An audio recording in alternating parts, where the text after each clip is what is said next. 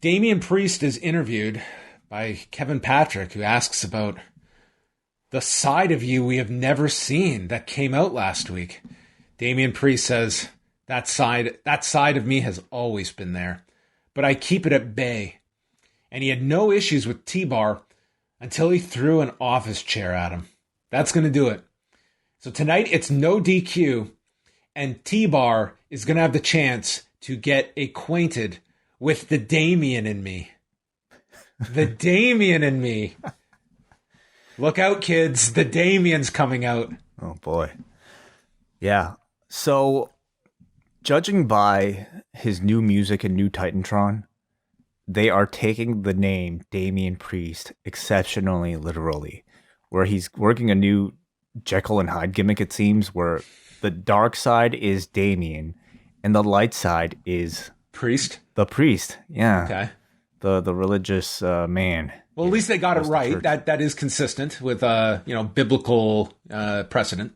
There you go. Okay. So yeah, that's the new gimmick. We're getting sort of like an Incredible Hulk version of Damian Priest. Yeah. So, they had this like pretty intense no DQ match. This being Damian Priest and T-Bar. T-Bar got a promo. Priest started the match, and then the Damian came out. The Damian came out. T-Bar said he's a fraud. He exposed his true colors, and he will feast on him. He's going to eat this guy. So they go to the floor right away. They're brawling. Priest takes out a table, and this crowd goes nuts. But that's all they go nuts for the first bit, because they just want this table. That is what they are infatuated with. And these guys are killing each other. And the crowd is like, I won't say dead, but lukewarm would be. They wanted to see the Damian. They wanted to see the Damian come out and break a table. T-Bar hit a fireman's carry off the middle turnbuckle. They come back. T-Bar chokeslams him on the knee. They're working very hard here. Priest gets tied in the ropes, and T-Bar tosses a bunch of chairs into the ring and gets a kendo stick, beats his chest until the kendo stick breaks. But then Priest... I thought they were going to do the whole biblical thing right here with like the crucifixion and like the whole Tommy Dreamer thing. Oh, I don't know if they wanted to go too religious here. But yeah, you did have that visual. Priest is free. He hits an inside-out lariat, and then he picks up the chair. And his eyes are wide. He starts shaking because the Damian is possessing him. Mm-hmm. This was intense. And then he just beat the shit out of T-Bar with these chair shots over and over again. And then lifts and chokeslams T-Bar off the apron, through the table. Crowd goes nuts. And then he drags T-Bar in and hits the Reckoning, spiking him on his head for the win.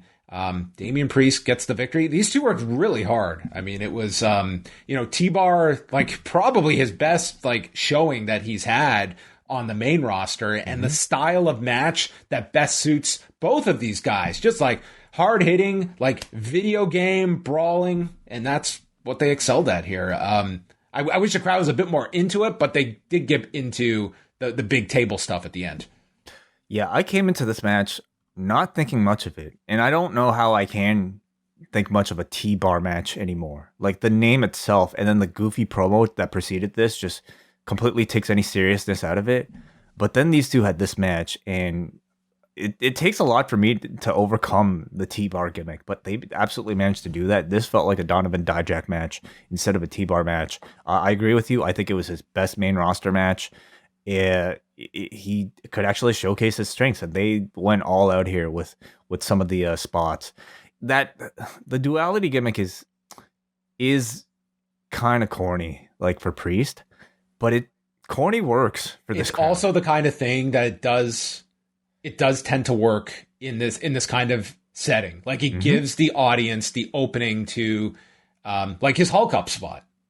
Yeah, Hulk Hogan is corny, and that shit worked. Like they made this company, so it's working here. You know, it gives Priest an added dimension to his character, add some dynamism to his matches, and I think it's sort of it is the next evolution of this WWE character.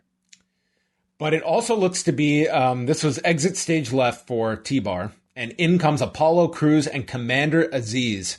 And Cruz says they will be closely acquainted soon enough when Priest will have the honor of meeting him in combat to lose the United States Championship. So that is our new direction. Interesting to see that there is no build thus far for Survivor Series, and they are actively building up other kind of detours for various champions, like Becky Lynch going off with Liv Morgan, and here with Priest and Cruz. And I wonder, like, when they're like, are they going to keep it to a pretty simple Survivor Series build where they just announce the matches and maybe just wait till a week or two out? But if you remember from previous Survivor Series, if they do the brand thing, I mean, you can't really do much TV build with other people on the other side. So I imagine they want to probably keep everybody separate.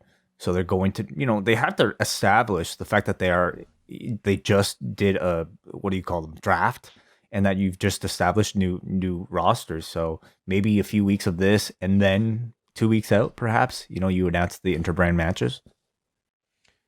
And maybe they can just learn from this, and maybe we don't have to do the brand versus brand stuff at Survivor Series. It's not like it's this hot gimmick. It's not like it's this big thing that people get invested in and care about. You can't use your TV to build it up. Yeah, I would at least change the timing of it, like put it in the summer or something like that. That makes a bit more sense. But I will say, I think Charlotte and Becky this year will have been Charlotte and Becky for different reasons. Big E Roman as well, if they do that.